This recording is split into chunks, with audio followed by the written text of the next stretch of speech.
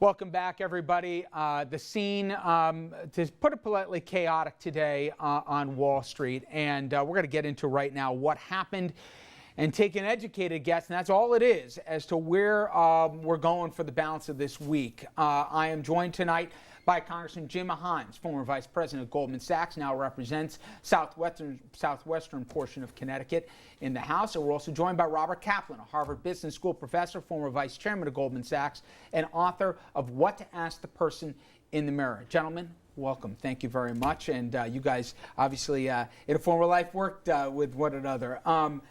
First of all, this started Friday night. S&P gave a downgrade to less than a warm reception, not just on Capitol Hill, but investors as well. We heard earlier what the president had to say, but let me tell you what a noted legendary investor, Bill Miller from over at Legg Mason Capital, he called their downgrade wrong and dangerous, but went on to even say that it demonstrated stunning ignorance and complete disregard for the potential consequences of its actions on a fragile global financial system. Others said they can't add $2 trillion mistake here, and given their history, obviously, in the subprime crisis, and that they were writing everybody terrific credit ratings as long as they showed up, that now all of a sudden to take them seriously is dangerous. Nonetheless, fair to say it had a consequence on today? Oh, it had an enormous consequence. And as easy as it might be to beat on S&P, the truth of the matter is they put the nation on credit watch in April. They said if there wasn't $4 trillion in improvements that they would downgrade. And I was surprised at the timing. I wasn't surprised that it happened. I hoped that they would wait for the super committee. Right. But it had an enormous impact on the day. And it really wasn't on the Treasury market. It was on confidence. And there was already a fear of slowing last week. This has made it worse. The probability now of a global slowdown has increased, and this is more of a loss of confidence because of this downgrade that'll make consumers and businesses more reluctant to spend. Is it fair to say, Congressman, that even if you don't like the messenger, and I think there's some legitimate criticism of S&P, that the message is legit? Because you look at Moody's, you look at Fitch, they haven't come to the same conclusion, at least not yet. One of them said he's going to keep it at a AAA rating. We also heard what Warren Buffett said. If you give it 4A, he would as well. What did you make out when Friday afternoon S&P made the declaration they did? Well, you know, I think the way in which S&P did this was unseemly, to say the least. I mean, to have Treasury point out a $2 trillion arithmetic error and to still have them an hour later, not even give it a day to rework their analysis, to come right out and say it, you know, it was unseemly at best. But nonetheless, look, S&P is not telling us anything we don't already know, which is that we've got a lot of work to do to get our fiscal house in order. What is key, and you asked first about the message, what is key is that we don't get the wrong message. And the wrong message would be, so the answer is to slash more and faster. You know, we've been through this in 1937. There is no doubt that we need to fix the fiscal situation through some combination of additional revenue. And I want to, if I could, Congressman, get into policy when we bring in the rest of the panel. But people at home right now are saying, listen, whether I'm a big investor or small, and I got my 401k, and I took a beating today. I saw some numbers that were staggering. Since the 22nd of last month, $2 trillion has been lost in U.S. equity in the last 2 weeks. Now, maybe a little misleading because people didn't take the money out, might get it back over the lifetime. But just today, $1 trillion in equity. And obviously it leads to that fear factor. We saw all these factors that you guys know in shorthand, but for the rest of us, whether it's fear or volatility, whatever index you want, people are scared at home right now. And I think they got reason to be. Here's the problem.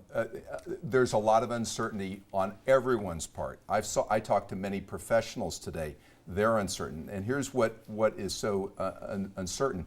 They don't know what growth is going to be. They don't know what GNP is going to be. And they don't know what corporate earnings are going to be. And it's just 2 weeks ago, I think people thought they had a pretty good handle on it. Now they're wondering whether or not they do. I would say, though, to the individuals out there, if this is not the time, if you can avoid financially panicking, I think this is probably, in hindsight, going to look somewhat overdone. It's going to be a rough week.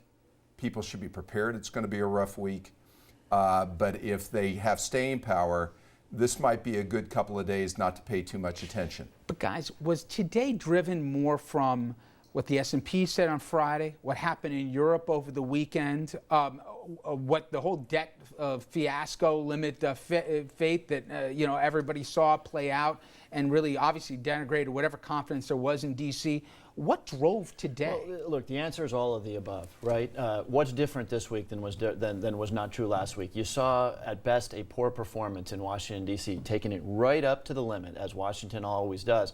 That's the only really different thing, other than the fact that a $2 trillion deal was put together. Now, that's probably half the size of the deal that needs to be done. But you know what? Look, let's step away from portfolios here, because the underlying problem is actually not Europe, though that's a big problem, or our fiscal problem, which is also a big problem. It's that most Americans wonder if they're going to have a job next month. They wonder if their house is worth 2/3 of what they paid for it. Until we address those things, you can forget about consumer confidence, right? You know, most people actually do worry more about whether they're going to be employed. But we actually had a better than expected jobs report. Yeah, and it got totally lost in the week. Now, it wasn't a great jobs report, but it's moving in the right direction.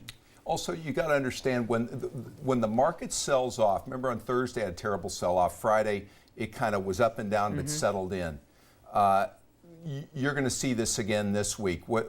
If the downgrade hadn't happened Friday night, I think today might have actually been a stable day where the market would have found a level. Now the market's sold off again. There's a lot of margin selling that had to happen today. There's a lot of sell programs, computer programs that happen today. Tomorrow you'll see a day of gyrations where there'll be more margin selling. People have to sell. They were over leveraged, their margin calls. It probably won't be till Wednesday or Thursday that things will start to settle down and the market will find a level, assuming there's no new news, and I'm hopeful there won't be any more negative new news. But the market, it's going to take a couple of days to process it. And you look around the globe here. We saw what happened in Israel last night. Everybody's sweating what's going to happen in a couple hours in Tokyo, the Asian markets right now. Nobody's immune from this, right? No, nobody's immune from this. But again, those who are panicking got to take a little bit of a longer view here, right? Look at where the market was a year and a half ago, right? A lot lower. When I went to Congress in January of 2009 as a member of the Financial Services Committee, I spent months worrying about a world where Citibank went under. We're not in a moment like that. And in fact, if anything, we're at a moment where there is some consensus, at least in some circles, that we need to focus on the economy and that we need to continue to focus on the kind of fiscal adjustment that we started last week. I would say the fact that we just went through this in 08, 09 made today worse. And that the memory of that last trauma is so fresh that we went to fear faster than we might have normally. Did it bring back some flashbacks Oh, for you two bet. guys? You bet it did. And not the good variety either. Nope. All right.